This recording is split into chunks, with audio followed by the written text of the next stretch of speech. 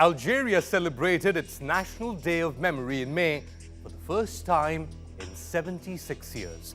An estimated 45,000 people were killed by French forces in the city of Sétif in 1945.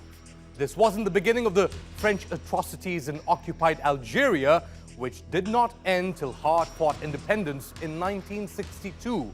Crimes France still refuses to apologize for till this day.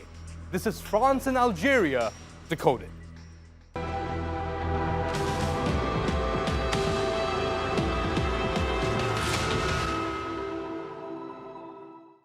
On May 8, 1945, as France celebrated her victory against Nazi Germany, pro-independence demonstrations broke out in occupied Eastern Algeria.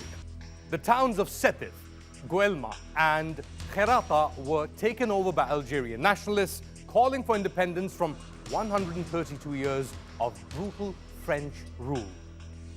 In response, France killed tens of thousands of people in a single day, with figures disputed between 15 and 45,000 killed.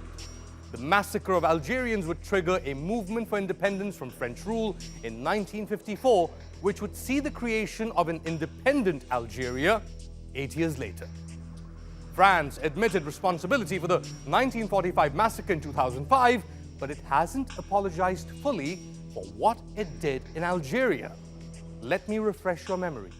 Off the bat, 1.5 million Algerians were killed by France between November 1st, 1954 and March 1962. And the number could be far higher if you take into account the total 132 years of French rule. In fact, the Algerian League for the Defense of Human Rights estimated that over 10 million Algerians were killed over the course of France's rule in Algeria. Algerians accused Paris of obliterating Algerian identity, looting, torture, murder, and carrying out nuclear tests during colonial rule. France used civilians as human shields during pitched battles against Algeria's National Liberation Army, fighting for independence. And the killings not only happened in Algeria. On October 17, 1961, French forces killed 345 protesters in Paris after tens of thousands of Algerians there demonstrated against the French occupation of their country. The occupation of Algeria continues to shape French politics, given the increasing number of French citizens of Algerian origin. Instead of embracing them, the French government of Emmanuel Macron has vilified and terrorized them.